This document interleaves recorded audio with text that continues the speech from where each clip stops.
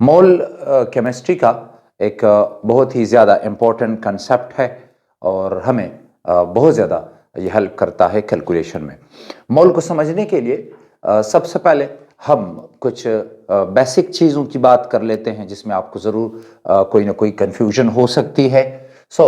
पहले हम बात कर लेते हैं कि ये एटॉमिक मास क्या है, एवरेज एटॉमिक मास क्या है, रिलेटिव एटॉमिक मास क्या है, इस पर ज़रा बात कर लेते हैं। एटॉमिक मास एटम किसी सब्सटेंस का, किसी एलिमेंट का एक ऐसा छोटा पार्टिकल है जो किसी केमिकल रिएक्शन में हिस्सा ले सकता है।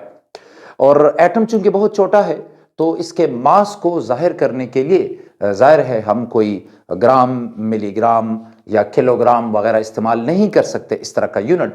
मिसाल के तौर पे ये मार्कर है तो इसके लिए किलोग्राम का यूनिट इस्तेमाल करना कुछ ज़्यादा बेहतर नहीं है। ग्राम होगा तो हम कह सकेंगे कि ये 200 ग्राम है या 300 ग्राम है।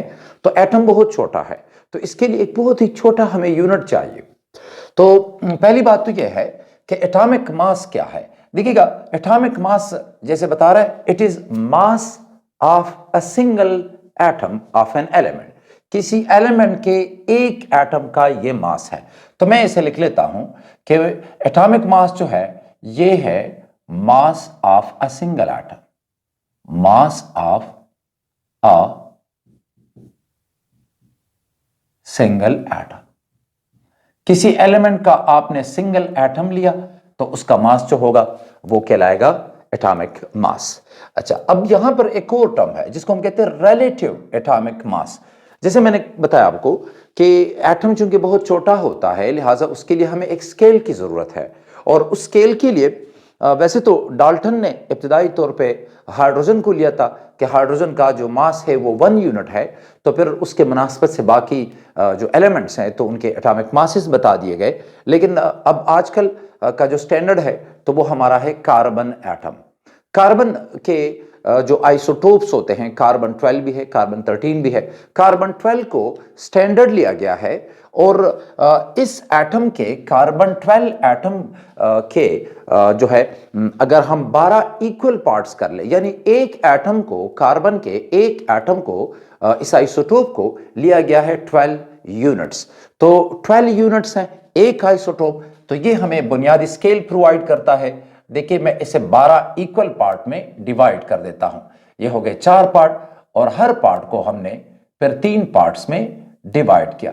तो लिहाजा टोटल हमारे पास इसके हो गए 12 पार्ट्स।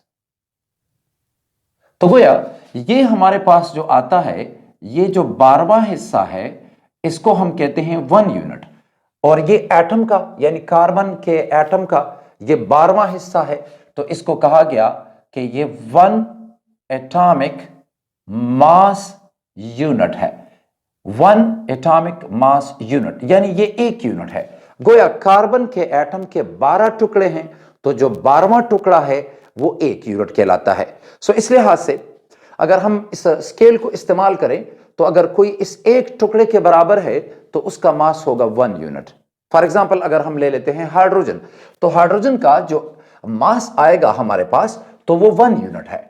सो हाइड्रोजन जो है उसका मास आता है 1 एटॉमिक मास यूनिट स्केल पे, यानी हाइड्रोजन का एटम इस एक टुकड़े के बराबर है।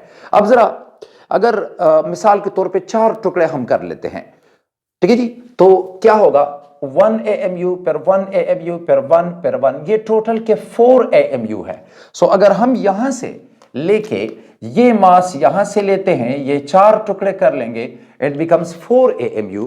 और ये फिर हीलियम का एक एटम है। सो हम बात कर सकते हैं कि जो हीलियम है, हीलियम जो है तो उसका मास बनेगा, इसी स्केल पे बनता है 4 AMU। मजीद भी एटम्स होते हैं इसी स्केल पे। कार्बन जो है तो वो 12 यूनिट है, 12 AMU।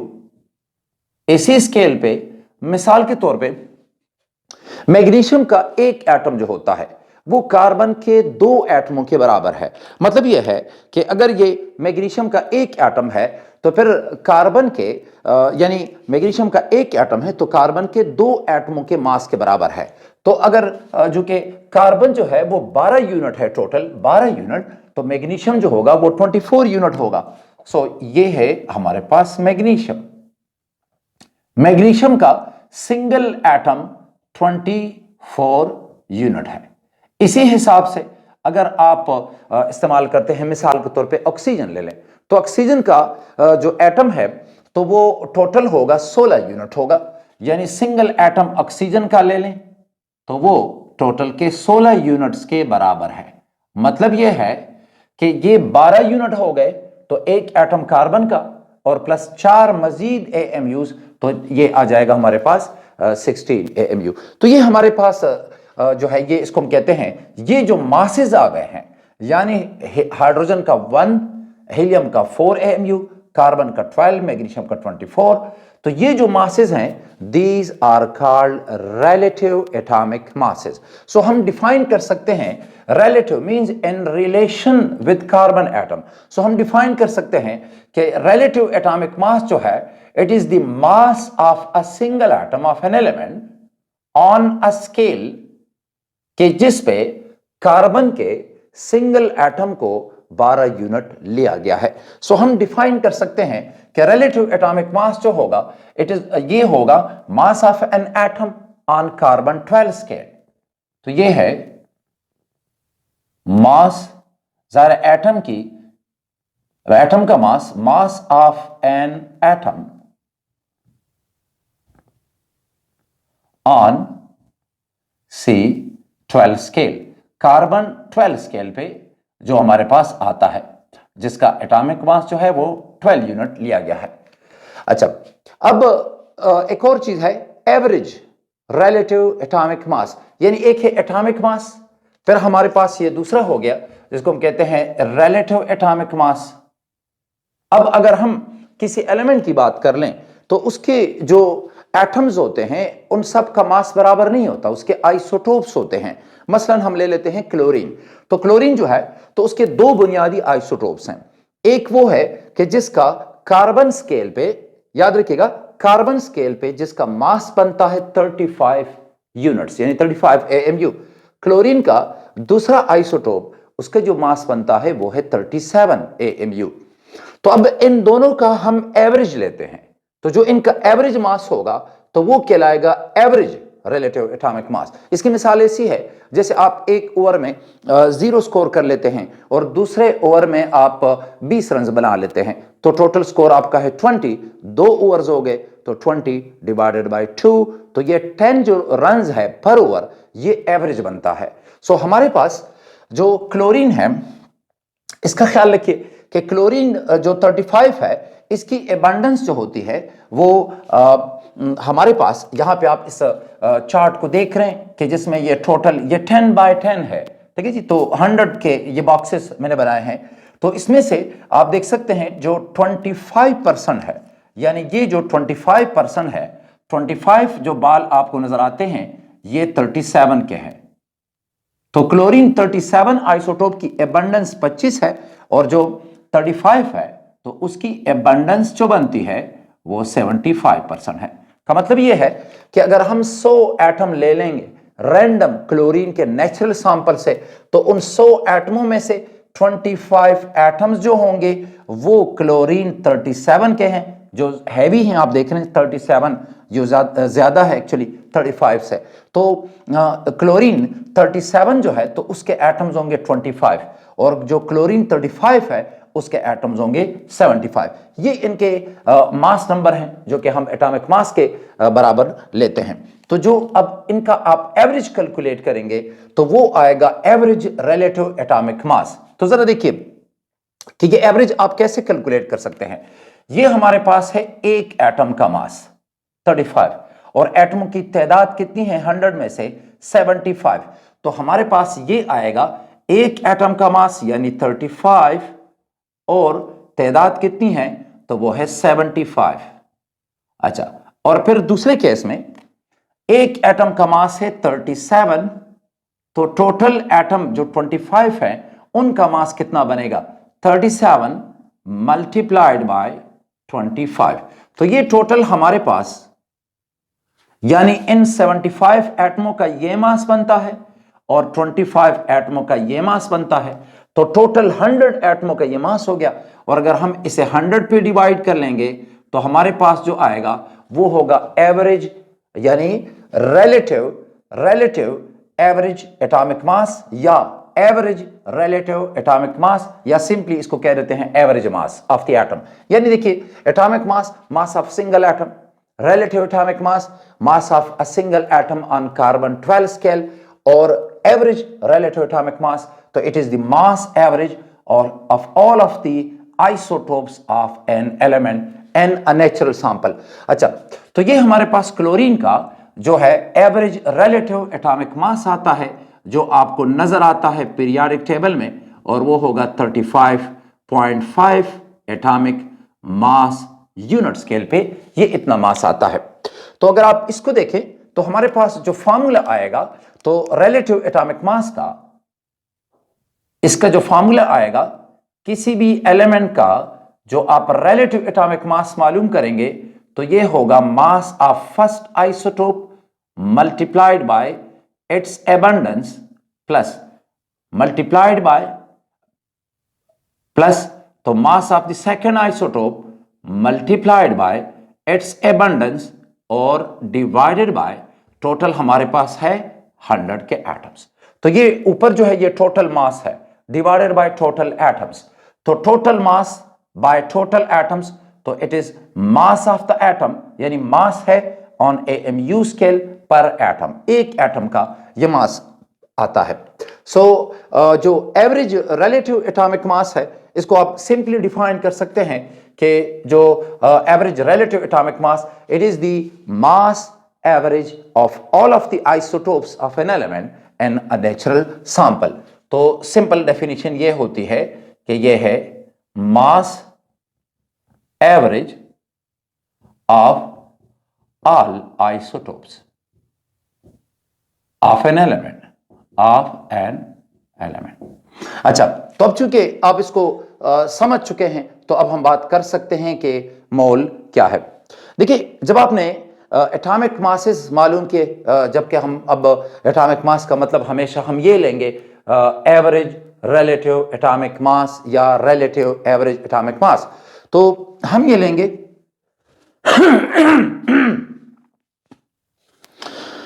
तो अगर आप किसी मॉलिक्यूल का एवरेज रिलेटिव मॉलिक्यूलर मास मालूम करते हैं, तो इसके लिए आपने उस मॉलिक्यूल में मौजूद एलिमेंट्स के जो रिलेटिव एटॉमिक मासेस है उनको ऐड करेंगे, तो फिर आपके पास आएगा रिलेटिव एवरेज मॉलिक्यूलर मास। मिसाल के तौर पे हाइड्रोजन का एटॉमिक मास है 1, ऑक्सीजन का है 16, तो अगर आप पानी का एक मॉलिक्यूल लेते हैं तो हमारे पास इसका जो मास आएगा, देखिएगा ये है H2O का एक मॉलिक्यूल, तो 2 एटम हाइड्रोजन के हैं, हर एक का मास है 1, एक एटम ऑक्सीजन का है, हर एक का मास है 16, टोटल आ जाता है 18 और 18 AMU।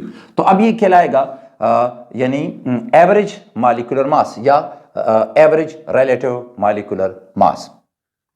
यहां तक जनरल चीजें थी। अब आते हैं हम मोल के। मोल SI सिस्टम में अमाउंट ऑफ द सब्सटेंस को जाहिर करने के लिए एक बेस यूनिट है, और इसकी डेफिनेशन जो है वो ये है कि एक मोल वो क्वांटिटी है जिसमें एवोगाड्रो नंबर ऑफ पार्टिकल्स मौजूद हो। डेफिनेशन हम यहां पे करेंगे, लेकिन चंद एग्जांपल्स मिसाल के तौर पे अगर हम ले लेते हैं ऑक्सीजन के एटम्स ले लें, ऑक्सीजन के मॉलिक्यूल ले लें, वाटर ले लें और सोडियम क्लोराइड। सबसे पहले ऑक्सीजन की बात कर लेते हैं। सो हमारे पास जो है ये हमारे पास हुआ 1 मोल, ये है 1 मोल ऑफ ऑक्सीजन एटम्स। तो देखिएगा 1 मोल ऑफ ऑक्सीजन एटम, इसमें होते हैं एवोगाड्रो नंबर ऑफ पार्टिकल। अब ये नंबर है क्या, एक्चुअल जो वैल्यू आती है एवोगाड्रो नंबर की, मैं इसे यहां पे लिख लेता हूं। एक्चुअल जो वैल्यू है तो वो कुछ यूं बनती है 6.022, और इसके बाद भी होते हैं नंबर इसके, और 14076 अगर आप लिखना चाहें तो 6.022 14076 और 10 पावर 23। तो अगर इतने पार्टिकल हैं, लेकिन इसके लिए हम याद रखें कि सिर्फ 6.022 ये लेंगे और 10 पावर, हमें इसकी जरूरत नहीं होती, इसकी जरूरत नहीं है। तो एवोगाड्रो नंबर जो है वो है इतने पार्टिकल्स। तो अगर इतने पार्टिकल्स होंगे तो ये 1 मोल होगा। एवोगाड्रो नंबर जो है या 1 मोल जिसके बात करते हैं, तो वो इसी तरह है जैसे 12 चीजें आप लेते हैं तो ये 1 दर्जन कहलाती है। 12 objects are equal to 1 dozen of that substance. इसी तरह अगर हम दर्जनों का दर्जन ले लें, यानी 12 दर्जन, तो 12 into 12, तो ये 144 ऑब्जेक्ट्स हो जाते हैं, और इसको हम कहते हैं 1 ग्रॉस, 1 ग्रॉस। और इसी तरह इतने पार्टिकल्स होंगे तो ये 1 मोल है। ओरिजिनली ये बात की गई थी कि 1 मोल इतने ही पार्टिकल्स हैं जितने के 12 ग्राम कार्बन में होते हैं, और 12 ग्राम कार्बन में इतने ही पार्टिकल्स होते हैं। सो हम बात कर सकते हैं कि 1 मोल ऑफ ऑक्सीजन एटम जो हैं तो वो होंगे 6.022 10 पावर 23 एटम्स होंगे ये, और इनका जो मास बनता है, ऑक्सीजन की बात हो रही है, ये मास बनता है 16 ग्राम। अब जरा सुनिए कि अगर हम ले लेते हैं मिसाल के तौर पे 1 मोल ऑफ O2 मॉलिक्यूल्स, तो ये इतने ही मॉलिक्यूल्स होंगे, ये इतने मॉलिक्यूल्स होंगे, और इनका जो मास बनता है वो होगा 32 ग्राम्स। अगर हम लेते हैं मिसाल के तौर पे 1 मोल ऑफ वाटर, तो वो भी इतने ही मॉलिक्यूल हों, एवोगाड्रो नंबर ऑफ मॉलिक्यूल, लेकिन उनका मास तो डिफरेंट होगा। इसकी मिसाल ऐसी है कि जैसे अगर आप 1 दर्जन मार्कर लेंगे तो इनका अलग मास है, और अगर आप 1 दर्जन मिसाल के तौर पे कोई दूसरा ऑब्जेक्ट आप कंसिडर कर लें कि चलें 1 दर्जन जो है आपने ये ढक्कन ले लिए, तो इनका मास अलग होगा। आपने 1 दर्जन मिसाल के तौर पे केमिस्ट्री की किताबें ले ली हैं तो इनका मास कुछ और होगा। आपने 1 दर्जन इलेक्ट्रॉन लिए, उनका मास कुछ और होगा। तो याद रखें कि यहां पर 1 मोल यानी एक बड़ा दर्जन है, 1 मोल में इतने पार्टिकल्स हैं, मास ये है। 1 मोल में इतने मॉलिक्यूल्स हो गए, मास ये है। अगर मैं अब ले लेता हूं, मसलन मैं ले लूं कि ये है हमारे पास 1 मोल ऑफ वाटर के मॉलिक्यूल्स, तो अगर इतने मॉलिक्यूल्स पानी के होंगे तो इसमें भी इतने ही पार्टिकल्स हैं, 022 10 पावर 23 इतने मॉलिक्यूल्स होंगे, लेकिन इनका मास डिफरेंट होगा 18 ग्राम। अच्छा, अगर हम ले लेते हैं सोडियम क्लोराइड, टेबल साल्ट है, अगर हम वो ले लेते हैं फॉर एग्जांपल, वो होता है सोडियम 23 क्लोरीन 35.5, तो उसका जो फार्मूला मास बनता है देखिएगा, यह है 1 mole of sodium chloride NaCl लिए। अच्छा, ये ख्याल रखें कि ये जो हमारे पास सोडियम क्लोराइड है तो इसमें मॉलिक्यूल्स नहीं होते, बल्कि चूंकि ये आयंस हैं तो हम लफ्ज इस्तेमाल करते हैं फार्मूला यूनिट। तो अगर हमने 1 मोल ऑफ सोडियम क्लोराइड के फार्मूला यूनिट्स लिए, फार्मूला यूनिट, आप इसके लिए फिलहाल मॉलिक्यूल का लफ्ज यूज कर सकते हैं, लेकिन this is formula unit because इसमें आयंस हैं। तो इतने आपके पास 1 मोल ऑफ सोडियम क्लोराइड के आपने लिया, तो इतने ही इसमें 10 raised to the power 23 formula units होंगे, और इनका मास जो होगा वो होगा 58.5 ग्राम। अगर हम इन तमाम चीजों को सिंप्लीफाई कर लें, 1 मोल जो है, सादा तरीन बात यह होगी कि 1 मोल किसी सब्सटेंस की वो क्वांटिटी है जिसमें एवोगाड्रो नंबर ऑफ पार्टिकल्स होते हैं, और इसका मास जो है एटॉमिक मास n ग्राम के बराबर होगा, मॉलिक्यूलर मास n ग्राम के बराबर होगा, या फार्मूला मास n ग्राम के बराबर होगा। हम केमिकल पार्टिकल्स की बात कर रहे हैं, तो डेफिनेशन इसकी यह आएगी कि 1 मोल जो है, 1 mole of a substance, 1 mole of a substance जो है इज इट्स क्वांटिटी, ये वो मिकदार है, is its quantity containing Avogadro number of particles. तो इतने पार्टिकल जब होते हैं, ये है Na, एवोगाड्रो नंबर का ये सिंबल है जो हम इस्तेमाल कर सकते हैं। तो अगर हम इसको ले लें, शॉर्ट कर लेंगे तो ये इस तरह आएगा कि 1 मोल किसी सब्सटेंस का, 1 मोल ऑफ अ सब्सटेंस बराबर होगा एवोगाड्रो नंबर ऑफ पार्टिकल के, तो मैंने लिख दिया है Na पार्टिकल, और बराबर होगा मोलर मास n ग्राम। तो ये हमारे पास एक सीधा सादा एक फार्मूला आता है, एक इक्वेशन आ जाती है, और अब हम इसी को इस्तेमाल करके मोल की जो कैलकुलेशन होती है उसके लिए 3 फार्मूले हम डिराइव करेंगे। और पहला फार्मूला देखिए, मोल कैलकुलेशन में हम देख सकते हैं कि जरा सुनिएगा कि अगर 1 मोल है तो मास इतना है, कितना ग्राम, 16 ग्राम है।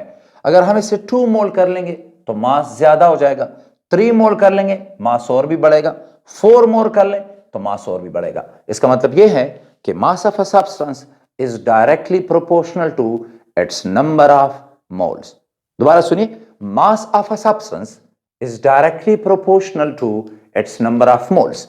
तो ये याद रखें कि हमारे पास जो इक्वेशन आएगी वो कुछ इस तरह होगी, यह है mass of a substance is directly proportional to its number of moles. कि इस इक्वेशन में ख्याल रखिए कि इस इक्वेशन में हम जो है ये जो स्मॉल m है तो ये जाहिर करता है मास n ग्राम को। m बराबर है mass of the substance n grams. अच्छा, अब जरा देखिए कि अगर मैं प्रोपोर्शनलिटी हटा दूं तो यहां पे कांस्टेंट क्या होगा। गौर से देखिए कि अगर हम मोल्स 1 लें, 1 लें, तो मास जो है वो मोलर मास के बराबर होगा, मतलब एटॉमिक मास इन ग्राम, मॉलिक्यूलर मास इन ग्राम, फार्मूला मास इन ग्राम। तो हमारे पास जो कांस्टेंट ऑफ प्रोपोर्शनलिटी है ये आएगा मोलर मास। आप इस इक्वेशन को इस्तेमाल कर सकते हैं इस तरह भी कि अगर कभी मोल्स मालूम करने हो तो मास को डिवाइड कीजिएगा मोलर मास से। इस इक्वेशन का आप इस तरह इस्तेमाल कर सकते हैं कि अगर कोई आपसे कहे, मिसाल के तौर पे जब आप 1 गिलास पानी पीते हैं तो वो तकरीबन 250 ग्राम के बराबर है, 2 गिलास पानी पिएंगे तो 500 ग्राम होगा।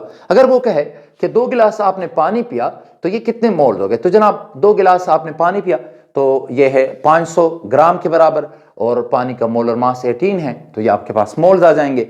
इसी तरह हम ये दूसरी इक्वेशन भी लिख सकते हैं, ये हमारे पास है पार्टिकल्स और मोल। जब इनकी आपने कन्वर्जन करनी हो तो जरा देखिए कि अगर हम 1 मोल लेते हैं तो इतने पार्टिकल्स हैं, अगर 2 मोल लेंगे तो पार्टिकल ज्यादा, 3 मोल लेंगे तो 3 गुना पार्टिकल होंगे। सो हम यहां पे एक और रिलेशनशिप लिख सकते हैं कि हमारे पास जो पार्टिकल्स हैं, अब जरा इसका ख्याल रखिएगा कि कैपिटल N जो है तो ये जाहिर करता है नंबर ऑफ पार्टिकल्स को। यहां पे मैं इसे लिख लेता हूं m इज मास इन ग्राम, और ये जो कैपिटल M है तो ये है मोलर मास, मतलब मास ऑफ द 1 मोल। शॉर्टकट ये है कि एटॉमिक मास इन ग्राम, फार्मूला मास इन ग्राम, मॉलिक्यूलर मास इन ग्राम। तो ये जो कैपिटल N है, पार्टिकल्स जो है वो प्रोपोर्शनल है to the number of moles के। देखिए इधर कि अगर 1 मोल लेंगे तो इतने पार्टिकल्स हैं, और अगर 2 मोल लेंगे तो पार्टिकल्स की तादाद ज्यादा हो जाती है। सो अब जरा देखिए कि यहां पे कांस्टेंट क्या आएगा, पार्टिकल्स आर इक्वल टू, जरा देखिए कि अगर हम 1 मोल लें तो पार्टिकल जो होते हैं वो बराबर होंगे एवोगाड्रो नंबर के। 1 मोल तो एवोगाड्रो नंबर, तो अगर इधर 1 लें तो पार्टिकल एवोगाड्रो नंबर के बराबर हैं, तो ये जो कांस्टेंट ऑफ प्रोपोर्शनलिटी है ये एवोगाड्रो नंबर आएगा। इस इक्वेशन को आप यूं भी लिख सकते हैं कि मोल्स अगर आपने मालूम करने हैं तो बराबर होंगे particle divided by Avogadro number. तो ये एक और इक्वेशन हमारे पास आ जाती है। इससे आप आसानी से मालूम कर सकते हैं। मिसाल के तौर पे एक क्वेश्चन आया था एक एंट्री टेस्ट में कि सिल्वर का 1 एटम है तो ये कितने मोल के बराबर है, तो जनाब 1 एटम है तो यहां पे 1 लगाइए ना, कैपिटल N है तो ये 1 पार्टिकल है। अगर वो कहे कि 12 एटम है, ये कितने मोल्स के बराबर हैं, तो इधर 12 लगाइए डिवाइडेड बाय एवोगाड्रो नंबर। तो मैं ये लिख लेता हूं कि ये जो हमारे पास है इस इक्वेशन में कैपिटल N जो है ये नंबर ऑफ पार्टिकल्स को जाहिर करता है, और ये कांस्टेंट जो है एवोगाड्रो नंबर, तो ये हमारे पास है ये वाला कांस्टेंट है, यानी हम कह सकते हैं कि ये है पार्टिकल्स पर मोल, यानी 6.022 10 पावर 23, और इसका यूनिट होगा इतने पार्टिकल्स पर मोल। अब आखिरी इक्वेशन है, इसके बाद फिर कैलकुलेशंस होंगी। हमारे पास है वॉल्यूम और मोल्स का रिलेशनशिप है। देखिए हम एसटीपी पे बात कर रहे हैं। STP standard temperature pressure, standard temperature gases के लिए हम ले रहे हैं तो 0 डिग्री सेंटीग्रेड है और स्टैंडर्ड प्रेशर 1 atm है। ये याद रखिए कि अगर हम किसी गैस का 1 मोल लें तो एसटीपी पर उसका वॉल्यूम होता है 22.4। तो ये है जिसको हम कहते हैं मोलर वॉल्यूम। मोलर वॉल्यूम ये बराबर होगा 22.4 लीटर है और पर मोल। यानी अगर आप लेंगे मिसाल के तौर पे हम ऑक्सीजन की बात करें, मॉलिक्यूल्स की, 32 ग्राम ऑक्सीजन लें तो एसटीपी पर ये 22 लीटर के बराबर होगा।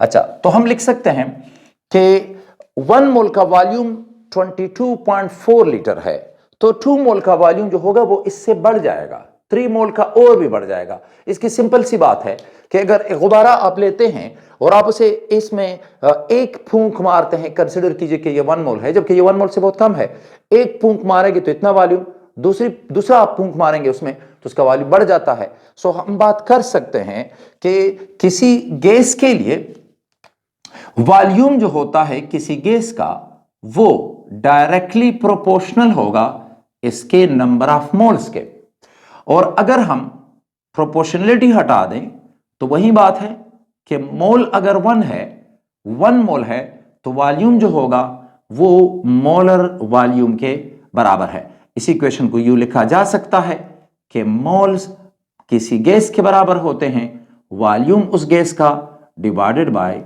Molar volume. तो ये हमारे पास एक और इक्वेशन आ जाती है। इस इक्वेशन में V वॉल्यूम है, मैं यहां लिख लूं V इस इक्वेशन में वॉल्यूम है किसी गैस का, वॉल्यूम ऑफ गैस, और Vm जो है यह है volume of 1 mole of a gas, 1 mole of a gas. और इसके लिए जो वैल्यू बनती है, इसकी जो वैल्यू बनती है वो है 22.4 लीटर है, और ये वॉल्यूम है पर मोल। लेकिन याद रखिएगा कि ये एसटीपी पर है, स्टैंडर्ड टेम्परेचर प्रेशर पर ये हमारे पास मोलर वॉल्यूम की वैल्यू बनती है।